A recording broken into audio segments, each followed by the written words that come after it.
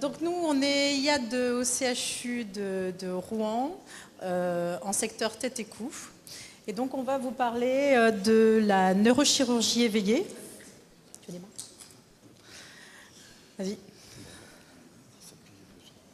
Sur le verre, j'imagine. Ouais. Donc la chirurgie éveillée, ça s'applique pour les gliomes diffus de bas grade. Les gliomes de bas grade représentent 7% des tumeurs cérébrales de manière globale. Ça, vous voyez l'incidence de 19 pour 1 million d'habitants. Par exemple, en cas de foudre, vous avez une chance ou un risque sur 250 000. Donc vous voyez, c'est quand même beaucoup plus rare. Et la variabilité de distribution entre les régions est assez différente, sachant qu'en rouge, c'est les plus atteints. Les zones les plus foncées sont les zones où il y en a le plus. Voilà. On sait que ce sont des tumeurs non stables, très malignes, et qui vont avoir une évolution forcément obligatoirement anaplasique, avec une médiane de survie pour les patients sans traitement qui va de 6 à 7 ans. Ça concerne des patients qui sont très jeunes, de 20 à 40 ans. Voilà.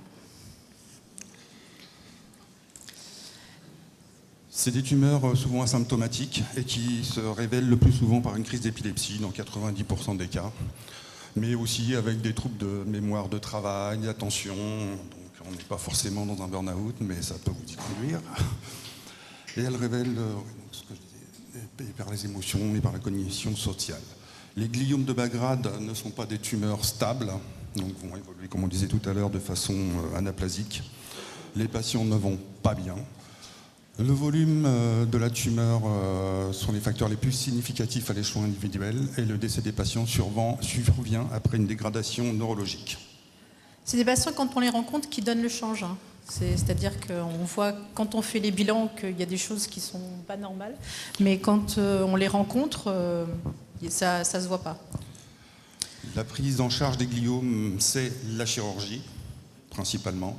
La radiothérapie, en sachant qu'il n'y aura qu'une seule exposition aux rayons du cerveau une fois dans sa vie, et la chimiothérapie qui peut être proposée en tant que complément et plus souvent palliative. La chimiothérapie, c'est un traitement qui ne marche pas très très bien sur les tumeurs de bas grade. C'est le traitement un peu de dernier recours. Donc les objectifs de la chirurgie seront donc de minimiser le volume tumoral, de stabiliser transitoirement l'évolution, éviter la transformation anaplasique, tout en préservant la qualité de vie du patient sur des zones fonctionnelles, parole, mouvement. Donc là, l'objectif, c'est pas de retirer l'intégralité de la tumeur, même si l'objectif, c'est d'en retirer le plus possible, mais de pouvoir vraiment laisser au patient le maximum de capacité. Le but n'est pas de le réveiller et qu'il ne puisse plus ni bouger ses bras, ni pouvoir parler. Et donc c'est pour ça qu'il va être effectué pendant l'intervention un mapping cortical. Pour effectuer... Ah non, c'est pas le bon diaporama, c'est pas grave, passe. Je passe. Ouais. C'est pas grave, continue. Donc pour effectuer ce mapping, on va déterminer des tests préopératoires. Donc ils vont bien sûr rencontrer le chirurgien, ça c'est évident. Faire un bilan orthophonique et un bilan de neuropsy qui est très long et qui est assez épuisant pour les patients. On va se rencontrer une première fois. Ce que je n'ai pas dit dans la présentation, c'est que je suis infirmière anesthésiste, mais j'ai aussi un master de sophrologie.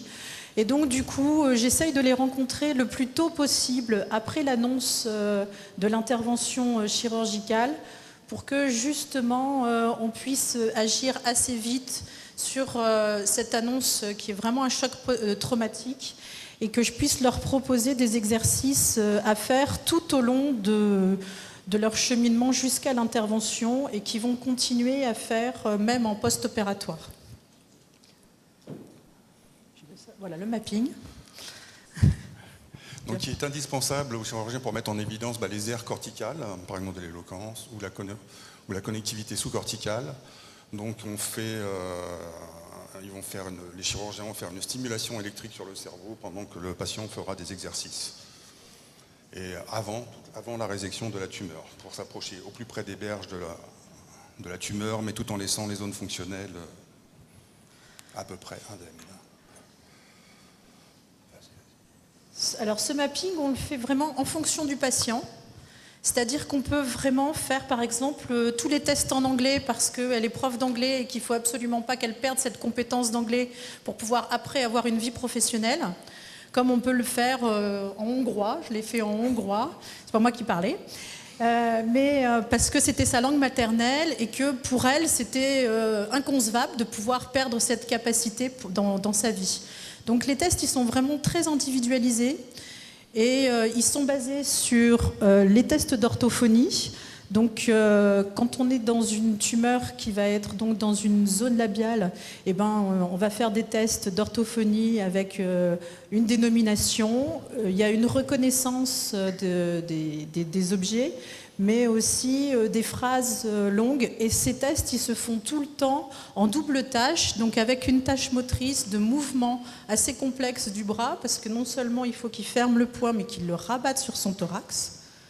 Et aussitôt que le geste est arrêté, ça indique au chirurgien que c'est une zone dans laquelle il vaudrait mieux qu'il n'aille pas. Et la même chose pour les bugs de dénomination. Pour les tests sur les émotions, c'est pour des tumeurs sur l'hémisphère droit et qui sont sur les reconnaissances d'émotions. Ce que je trouve extrêmement compliqué parce que justement, rien que sur cette photo de regard, il faut qu'ils puissent déterminer quelle est l'émotion que ce regard leur fait ressentir. Ah, ça a changé, vas-y, pas grave, s'adapte. La phase post-opératoire, on aura d'apparition de troubles souvent importants, mais parfois régressifs avec le temps, suite à la stimulation électrique. Proximité de faisceau associatif par rapport à la période post-opératoire immédiate. Il y aura aussi une corticothérapie mise en place, une rééducation cognitive précoce et infantile, et la motivation du patient, la chose presque la plus importante de la phase, enfin de toute la prise en charge du patient. C'est indispensable. Donc en péropératoire, on installe d'emblée les patients, on les endort, déjà en position bien souvent latérale, dans la position où le chirurgien va opérer, donc le chirurgien est pour une fois présent à l'installation. On endort, nous on a pour habitude maintenant avec les masques laryngés Tipigel de mettre de première intention. Et si ça se passe bien, ça nous rassure parce qu'on sait qu'on pourra aussi dans la deuxième phase de la chirurgie remettre ce type de masque. Sinon on a toujours à disposition un système de vidéolaryngoscopie pour intuber éventuellement au gledescope en position latérale. Un peu sportif, il faut s'habituer, il faut travailler, il faut le faire plusieurs fois avec le MAR, enfin bon, c'est une petite gestuelle. Et que le patient soit installé vraiment le plus confortablement possible parce qu'il sera réveillé par la suite dans la même position. En sachant qu'en plus, il aura eu l'installation de la tétire à pointe, plus tout le bruit, plus un champ qui viendra recouvrir au plus près des yeux généralement, enfin bref. On prendra soin aussi de faire attention que tout ce qui est tuyau d'aspiration ne figure pas devant les yeux, que les caméras, s'il y en a dans la salle, soient détournées, enfin, etc. Donc, induction à l'évoque, rémifentanier et propofol, masque laryngé, donc comme je disais, la sonde urinaire en latéral. Bon, chez l'homme, ça va, chez la femme, c'est pareil, il va falloir des bras supplémentaires pour nous aider. Parce que nous, on trouve que c'est, enfin, de principe, pour un confort du patient, autant pas avoir la sonde urinaire posée dès le départ.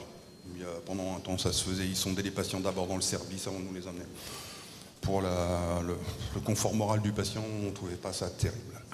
Donc on le fait, donc dexazofrène, prévention antiémétique d'emblée, réchauffement du patient bien entendu, fermeture oculaire sans gel, ni collier d'hiver. Pour qu'il voie net au réveil. Voilà. Et l'analgésie par paracétamol dès l'incision. On fait en sorte d'être toujours au moins 2 personnes à la tête. Et on n'oublie pas qu'il y a une tétire à pointe, que les patients, même quand on leur parle au réveil, vous êtes en train de vous réveiller, si ça va, surtout on leur a essayé de leur inculquer déjà avant de les endormir, de ne pas faire des oui et des non avec la tête, que ça allait mal se passer. On arrête les sédations à la demande du chirurgien lorsqu'il arrive sur la dure mère. Ablation du masque laryngé. Enfin, la sédation, généralement, moi, ce que je fais, je laisse courir les sapes vraiment au strict minimum, comme s'il y avait zéro pour dire si jamais il faudrait dormir rapidement, que tout soit prêt, qu'on n'ait pas reprogrammé nos sapes. Patient bien réveillé, début des tests avec l'orthophoniste. Et dans de rares cas, nous avons des crises d'épilepsie à la stimulation corticale, plus rapproche des foyers épileptogènes.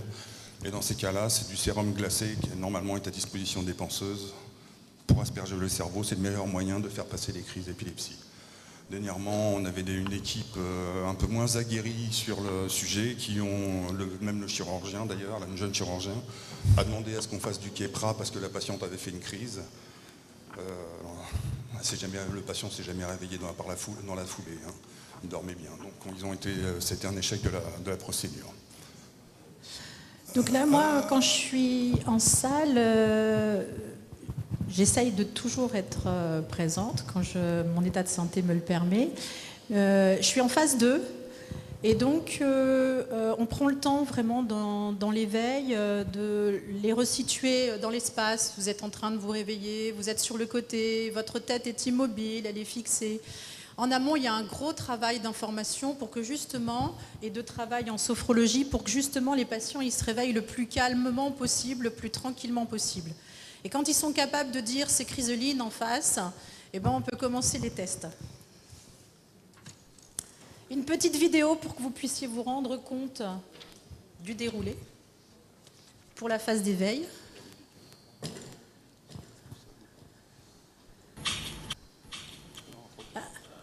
Ça marchait. Ça marchait. Ça marchait. C'est dommage.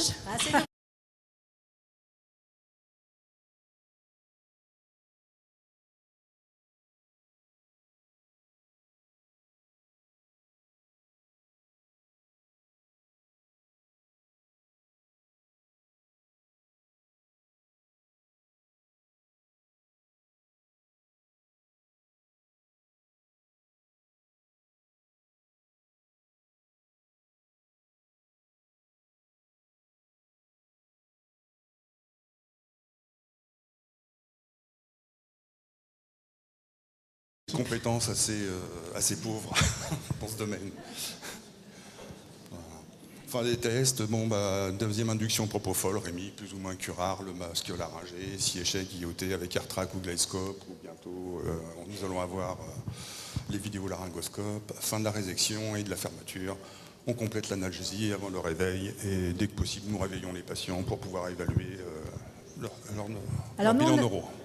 Nous, on a fait le choix dès le début du protocole en 2017 de réendormir les patients. Il y a des équipes qui ne les réendorment pas et qui finissent les interventions sous local.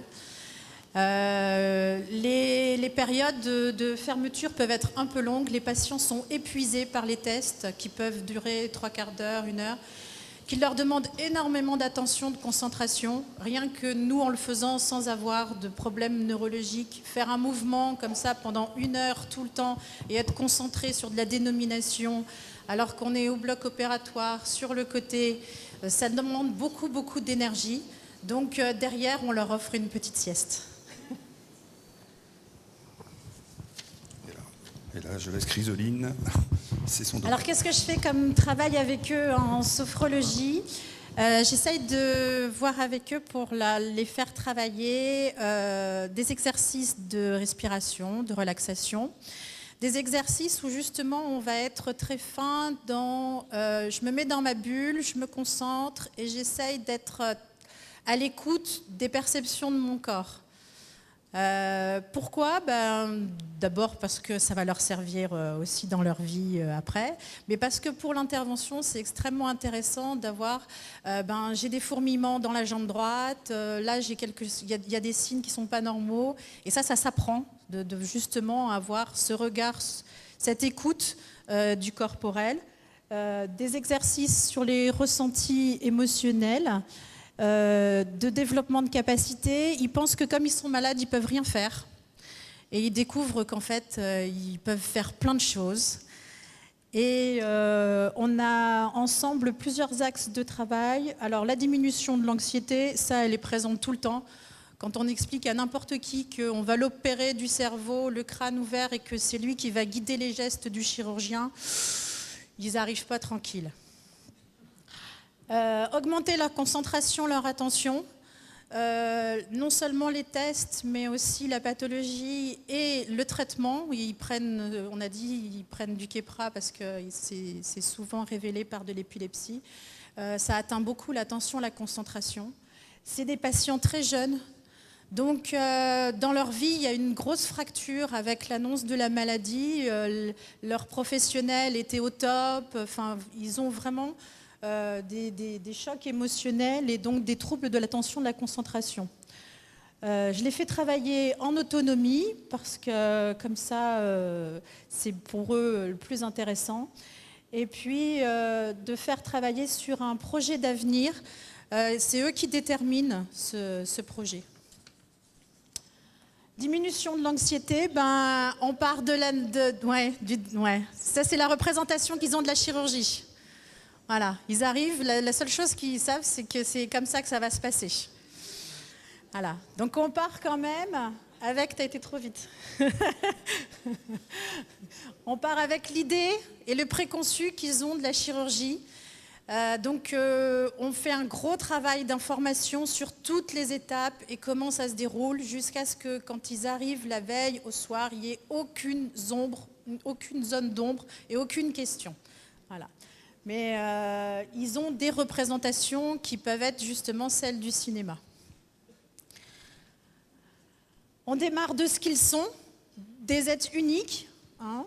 Et donc, tout à chacun, ils vont avoir une relation à la maladie, un parcours personnel, familial, des aidants, pas d'aidants, voilà. Et on part de ça dans le travail pour pouvoir justement que ce soit eux qui déterminent leurs objectifs de travail.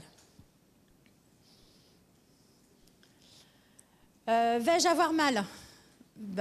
C'est pas si évident que ça quand on leur explique. De se dire que en fait, la chirurgie, elle peut se faire avec un paracétamol. Ils connaissent le paracétamol, hein, ils en prennent à la maison. Enlevez votre tumeur, réveillez avec un paracétamol. C'est pour eux assez compliqué d'imaginer que ce n'est pas possible sans douleur. Donc on leur explique l'anesthésie locale qui se fait sur le scalp et jusqu'au méninge. Et puis on fait ensemble des exercices de respiration abdominale qu'ils enregistrent sur leur téléphone et qu'ils font tous les jours, ceux-là ou d'autres, mais ils s'entraînent tous les jours à des exercices de sophrologie pour que justement, pendant les tests, c'est des zones de grosse frustration parce qu'ils se rendent compte des moments où ils vont bugger, des moments où le geste va s'arrêter. Et donc, ce n'est pas très facile à vivre. Et des fois, on s'arrête quelques instants, on fait un peu de respiration abdominale, et puis on repart dans l'attention, la concentration, avec justement un retour au calme, à la tranquillité, pour que les tests se passent beaucoup plus tranquillement. Et c'est eux qui ont mis en place l'exercice pour aller mieux. Ça, c'est important. Est-ce que je vais être à la hauteur? Oui, une fois qu'ils ont compris que c'était eux l'acteur principal de la chirurgie, ils se disent je ne vais jamais y arriver. Donc, et puis on n'est pas tous avec des confiances en nous-mêmes extrêmement importantes, hein, on est comme on est. Donc je les fais travailler sur justement leur ressenti positif avec un carnet de bord. À chaque fois qu'ils s'entraînent, ils marquent. Qu'est-ce que j'ai ressenti? Là, j'ai réussi à me détendre un peu plus vite, ou voilà, ils marquent ce qu'ils veulent. Mais surtout, au fur et à mesure de leurs entraînements et de leurs écrits, ils s'aperçoivent que justement, ils peuvent le faire et qu'ils ont des auto-analyses extrêmement positives de ce qu'ils peuvent mettre en place. Qui je serai après l'intervention? C'est le but de cette intervention, c'est que justement, on ait pu tester toutes les fonctions et qu'après l'intervention, il n'y ait pas de déficit. Donc ça, ils le comprennent assez bien, mais on les prépare aussi à ce qu'en post-opératoire, ils se réveillent avec des déficits. Je m'explique. Il va y avoir de l'œdème post-opératoire qui est imprévisible de sa grandeur, ni de son temps. même si les corticoïdes à forte dose aident à ce que l'œdème s'installe moins durablement.